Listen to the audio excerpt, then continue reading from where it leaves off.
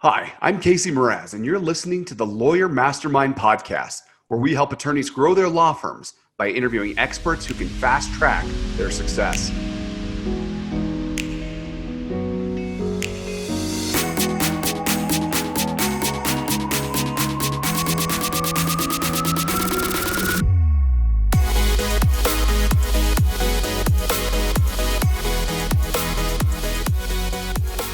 Hey everyone, I'm Casey Mraz with the Legal Marketing Mastermind podcast, where we dive into the weeds with practicing attorneys and subject matter experts to find out what's driving business to successful law firms.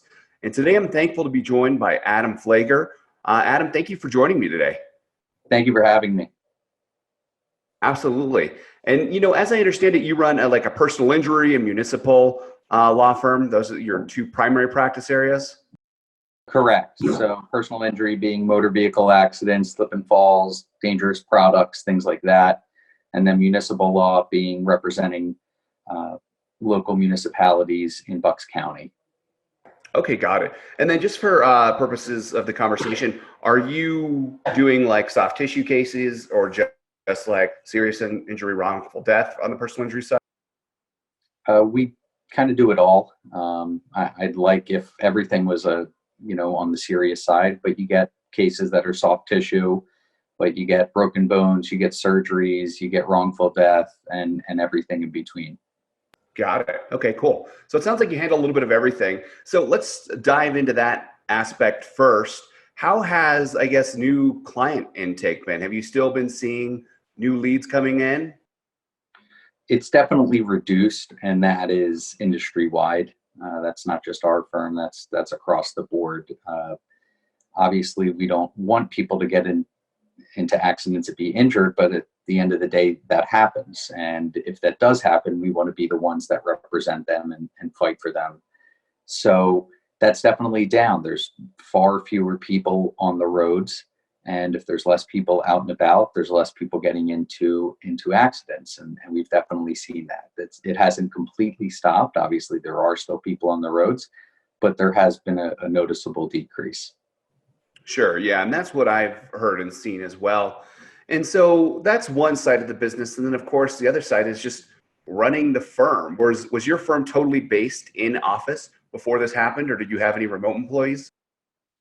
No employees were completely remote, but everyone was already able to work remotely. And it depended on the employee as to how much they would use remote access. But we were all set up for that because it's just an inevitable thing that sometimes you do need to work from home. And we wanted everyone to have that capability, whether that's, I would use it personally if I had a hearing in court or something going on in court. And did it really make sense for me to go back to the office for maybe 2 hours at the end of the day? Not really, but it did make sense for me to still work. And so on those days, I would take advantage of the fact that I had my setup at my house and I could still, communicate with the office and get my work done, albeit from my house.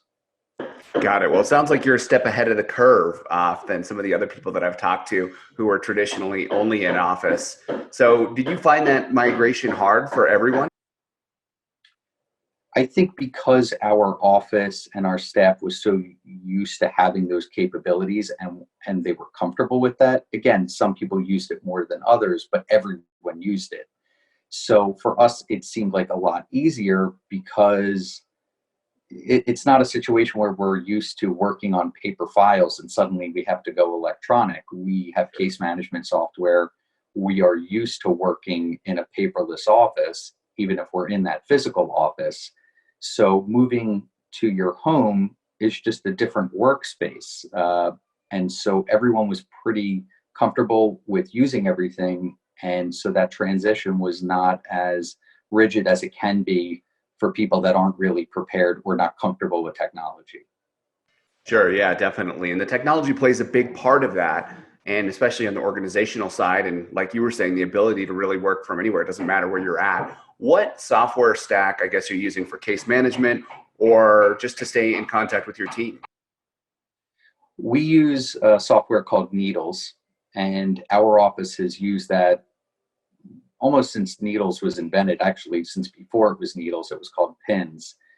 And so everyone is used to that technology because we've been using it for decades. And it's a great system. It's specifically designed for personal injury and workers' compensation firms. So it very much meets our needs and is tailored to our needs. And everyone in the office is very, very familiar with using it because that's what we use day in and day out. And then, we have our IT professionals that help set us up on the cloud and integrate everything. So that way, whether it's email, whether it's case management software, using Dropbox, so that all of that can be seamless and we can do it from our homes, do it from the office. It makes no difference. Got it. Yeah, and that sounds like a good setup that you have. And so is email your primary communication then between the team and clients? I mean, email and phone, or do you use anything else software-wise as that goes? So we do have an instant messaging capability between the office members. It is very rarely used normally because normally you would just buzz them on the phone, through the intercom or walk to their office and say, hey, here's an issue that I'm having. What do you think I should do? So I know I've personally used that more, and I think everyone is using that more. As far as communicating about cases, though, we can do that within needles. And that's something that we regularly do because if you have a communication via email or in person, it's not necessarily in the case. Whereas if you send messages or notes within the file, then everyone who ever looks at that file can see it and make sure that everything is saved in there. We're all on the same page. We all know what we're doing. So I would say for communication between, the office, we still do, have calls. We have a Zoom meeting, usually at least once a week. And just going over, as we would normally have office meetings. We would normally go over cases or, hey, what should I do here? What should the strategy be? So that still continues. We have the instant messaging. We do have email. It's not that we don't use it at all. It's just, it's for limited purposes. For communicating with clients, we definitely, for those clients that are great with email, pushing that as much as we can. Emails can be automatically saved into a case. So again, anyone else that's looking on it, hey, I can see that the paralegal touched base with the client on this date about this issue. This is what they discussed. So that's something we already try to push because it is a great way to communicate, and it's hard to get people on the phone every now and then. Mm-hmm. But, we're still calling them as well. I mean, it depends on the client and it depends on what type of information you need to give to them. If it's too heavy for an email, you need to have a phone call. Obviously, we would normally sometimes even have, a client come into the office. That's not happening right now, but we can still call them, can still email them, and still maintain that contact that is so crucial to supporting our clients and answering their questions. Got it. That's awesome. So, I mean, organization's a big part of it. And if you weren't used to working remote, sending those emails outside of the case management software or keeping all that separate, you could see how that'd be a hassle. It sounds like that's not really a problem for you guys. Would you say it's close to business as usual then? By and far, yes. There's certain complications, obviously, of the current health crisis. Yesterday, though, we had a mediation. Normally, I would have that mediation. It was supposed to be in our office with the attorneys from all the different sides, our clients, everyone there together. But we still had it. It was via Zoom instead of in person. And Zoom has these capabilities that I didn't even know about, where you can have everyone all together in a virtual room. Then you can have breakout rooms where it's just the plaintiff, just the defendant, then just the attorneys, just the mediator and the attorneys. Mm-hmm. And so that's going on. We've had depositions, and we have a lot more depositions coming up. Once we realized this was going to be a long-term issue and it wasn't going away in a couple of weeks and it was going to be 2-3 months at least, we said, okay, well, we can't just sit on our cases. We can't just let them collect dust. We need to push ahead.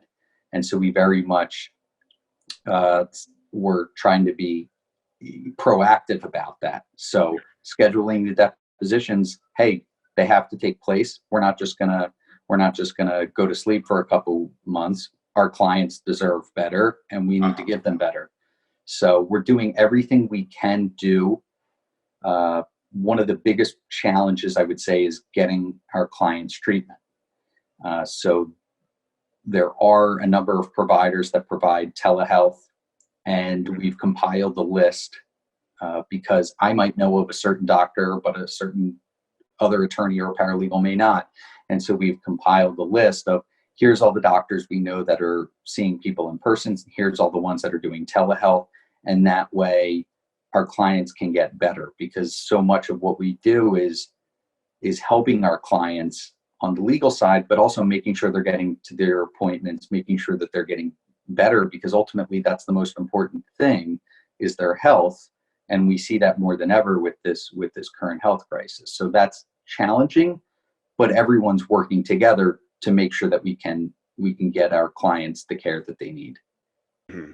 And that's awesome, that you're able to help people and not just sit around and, kind of wait for this to happen. Are the courts open in your area? The courts are not open, and the earliest they will open is June. Every couple weeks or so, they will issue a new order extending the emergency declaration another couple weeks or another month. Sure. So I think currently in Pennsylvania, it's until at least June 1st. Having said that, it could very well continue beyond that. And that's why when we knew this wasn't going away anytime soon, we said, these cases need to go forward. Some things we can do, other things we can't. Obviously, if an arbitration was scheduled, a trial date was scheduled, a settlement conference with the court was scheduled, that can't happen. But depositions can happen, mediations can happen, discovery can happen. And by discovery, I mean, exchanging documents, having depositions, interrogatories, all of those things that we can do, we are doing, because they need to happen. We can't, and the courts want that to happen. The courts have said, this isn't a ticket for you to just sit on your cases. We still expect you to engage in discovery and to push your cases as much as you can while the courts are closed. Got it. Well, I mean, that's good that you're able to get some things done. And it seems like it depends on where you are. Different jurisdictions have adapted differently. And we've seen, some taking on Zoom. What are the biggest challenges that you think you faced having to go? I mean, already having some experience with the remote working, what are the biggest challenges that you're facing or have? As far as working remotely? Yeah, as far as working remotely goes, just making that transition a little bit more, or just with the current situation too. Maybe you were already working remotely, but something else was affecting you, like the courts closing, you already mentioned. Yeah, I one of the things that comes to mind is obviously with not having the courts, certain things cannot happen. If we have motions pending, things like that, they're just sitting. And I think the courts will hopefully start getting things moving along as they realize this is going to last as long as it's going to last. Sometimes just that instantaneous contact you can have between members of our team while we're in the office. If for instance, my father handles a lot of the pre-litigation cases and a lot of the settlement of cases. And while he's on the phone with an adjuster, he might want to talk to the handling paralegal to say, hey, where's this document that they're asking about? Or did we send this to them? And what are they talking about, this or that? And he can buzz them right then, right? And he can say, get me this information right away. He can still do that. We can still do that, but it's not instantaneous as it once was. Sure. The other thing is we all in the office have double wide monitors. I happen to have two double wide monitors in my home office because I wanted to be able to be efficient long before this. Changing to a single two double wide monitors, you just don't have the same you still have the same capabilities, but you don't have the same ease of use. Sure. You can still do everything. It might take you a little bit longer, but you can do it. And, one of the things when I set up my home office was I wanted to have everything the same. But we all have our scanners, we all have printers, we can all, do everything we can do, just as if we were in the office. That those things are more convenience than they are anything else. It's not that we can't do it, it's just that we can't do it as blazing fast, but it's still pretty fast. Yeah, got it. Okay. So it's good that you have that set up. What about your work hours too? Those remain the same? Yeah, by and large, it's the same. But if anything comes up, because at the end of the day, people have their kids home and all of the things that we don't have to worry about necessarily in the office, you have that added to the mix. So, there's times that I might not have as much time during the day, but then I'm just going to work at night. I have a 2-year-old son. So if I need to put a couple hours in after he goes to bed, then that's what I have to do. And it's fine. I find actually you always have distractions. You have distractions at home and you have distractions in the office. That's just inevitable. Definitely. But if I can have those moments where I can really not have too many distractions and I can hyper focus, in some ways I can be more efficient at home than I can in the office because I don't have, 10, 12 coworkers that I'm also dealing with. I don't have as many calls coming in, and I can hyper focus and get a lot of work done. Mm-hmm. Yeah. And I can relate to that. And I feel like I have to do that. I have a 2-year-old son and a 2-month-old daughter. So, it's kind of snippets sometimes of working, but if you can get your focus in, you can get a lot done. And Correct. Yeah, that's definitely one of the things I enjoy about working remotely. So I guess before we close up here, what advice would you give to other firms that might be struggling with this transition, maybe weren't quite as prepared for you and what they should kind of focus on and can do in this time? Sure. We've always been at the forefront of available technology. And so, I remember long before I was an attorney, my father going to training seminars to learn how to use the software that we still use, albeit a slightly newer version. Okay. I think there's always some hesitation among certain people of technology in general.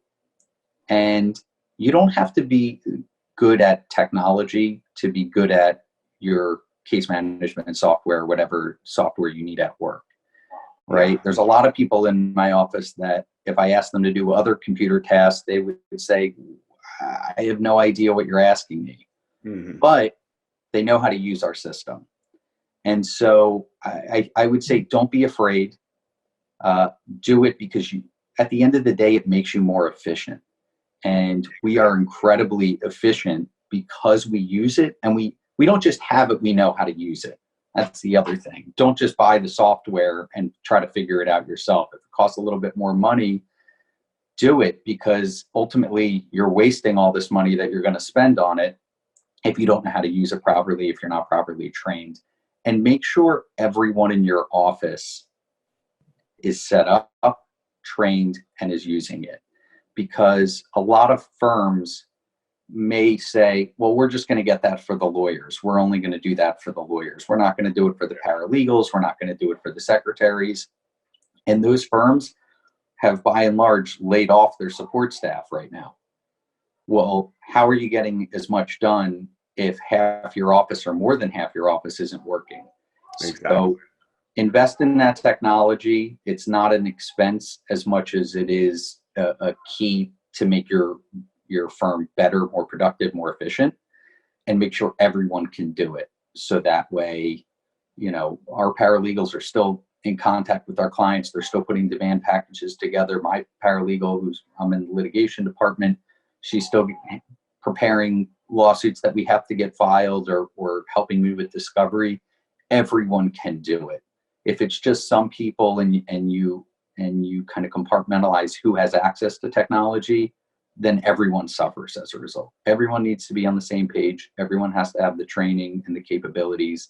And if you do that, you can run a successful company and a successful firm. Wow, Adam, that was really good advice. Thank you for sharing that. And I think that, you really hit the nail on the head there, talking about doing it right, setting it up, making that investment. It's an investment. It's not an expense. And that's what's really going to help your firm run and grow. Because you're right. We've seen a lot of firms lay off people or cut salaries or, do multiple of these things, or not even shut down because they can't even operate. So putting in that time to make sure everybody knows it and doing it right, ahead of time is going to save a lot of money and time in the long run anyway. So, yeah, no, we got a message yesterday from an attorney who didn't have access to his files. He couldn't get into his office, and we're talking to each other saying, how do you function like this normally? Yeah. Especially, and add that a pandemic in the mix, and it's just no way to go. So we always had that. We didn't need to always use it the way we're using it now, but we were set up to do it. Whether it's a snowstorm and you're out for a day or two or something else, these things happen. Or like I said, I have to go to court. I don't want to waste that time traveling. I just want to get to work.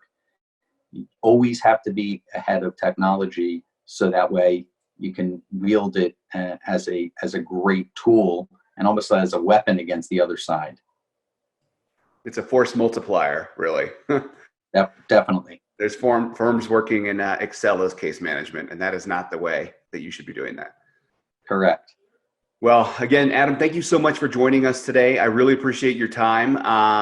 And yeah, I look forward to talking again in the future after this is all boiled down to see how things are going.